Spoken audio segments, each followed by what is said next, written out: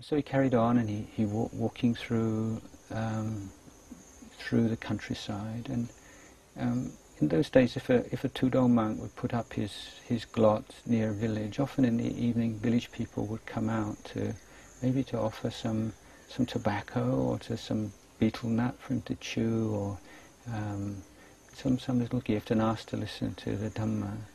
And he'd always, if you remember, been very articulate and very kind of extrovert as a boy and a young man. So now that became transmuted. It becomes transformed into this great gift of teaching Dhamma.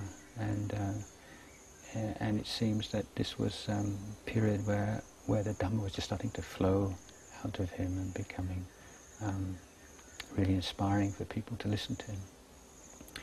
Then he crossed over the Mekong River and visited some places in Laos, and then he came back, and then he had more difficulties with his few possessions, with his bowl, and he had this bowl and it didn't have a lid, and so what did he do? He needs a lid. You know, it's not like these days where you can just go to the monastery storeroom and give me a lid, please. So he thought, what can I do? And then he remembered some like weaving that he'd done and seen done when he was a boy. So he got hold of some some rattan, and started to weave a lid for his bowl. And quite hard work, and he finally got this done and put it on his bowl, and he went in on arms round, and everybody thought it was a joke, and they were all laughing, lay people were all laughing at him. And so back to the drawing board, and then he got really obsessed with this again, and again it's a repeat of this old habit, and so he's working all through the night to make this bowl lid, and he's using some kind of candle, one of these what do you call it, comb fire, sort of using a light, and it dripped down onto his fingers, the wax, I guess. And krang. Is it krang or wax? Yeah, it doesn't really matter, but he got all the wax and burnt his hand, and that just made him stop and say, look, what am I doing? You know, it's not such a big deal. I have to be working this day and night, and just stop. And then he put it down, and he went off to walk meditation. And after a while, his mind's going back to this thing about the way to do it properly, and got to get it finished. And so he went back and got into it again. And finally, just before dawn, totally exhausted, and I'll just sit in meditation before arms round, first thing in the morning. And he got a bit drowsy, and he had this vision of the Buddha. And the Buddha came and gave him a talk and told him off, admonished him. You got it all wrong again. You're making the same mistake. You've got to learn to be able to do things one thing at a time, and don't make such a fuss about your bodhika, your possessions. So he said after that was just so shocking to him and so memorable that he made this real effort. It was this, if when he's sewing, when he's working, he's just going to do it for a certain period of time, then stop, and then meditate. And so when he's working, and when he's meditating, and just being able to do one thing at a time, and just to let go of everything else.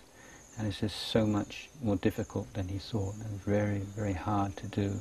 But eventually, he was able to do it, and a lot of joy arose from that as well, and another kind of victory.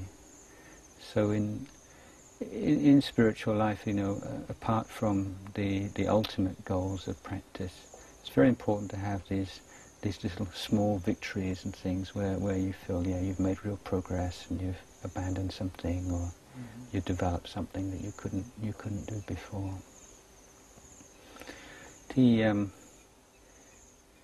Around this time, he was by himself again, and he was in a very wild, lonely place. And he got very ill. He had a very serious fever. And he was lying there all alone in the jungle, and he thought he was going to die. And then he started to worry, because monks, we have these little identity books called Baisuti.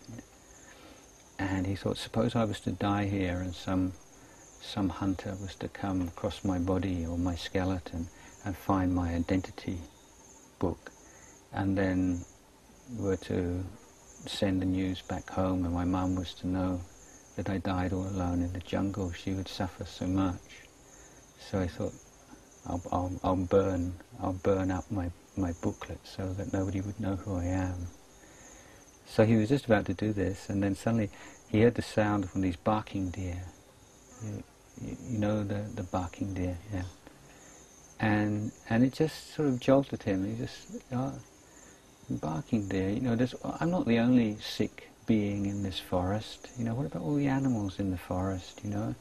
And they don't have medicines, they don't have doctors and people to look after them, you know.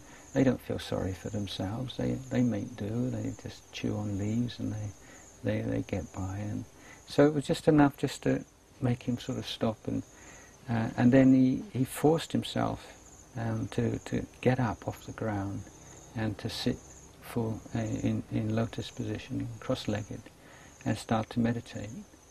And he reached a point where he could just go through that illness and recovered from it. And this was again a very memorable experience, in that he proved that he could treat himself and heal himself from quite serious physical illness through the power of meditation.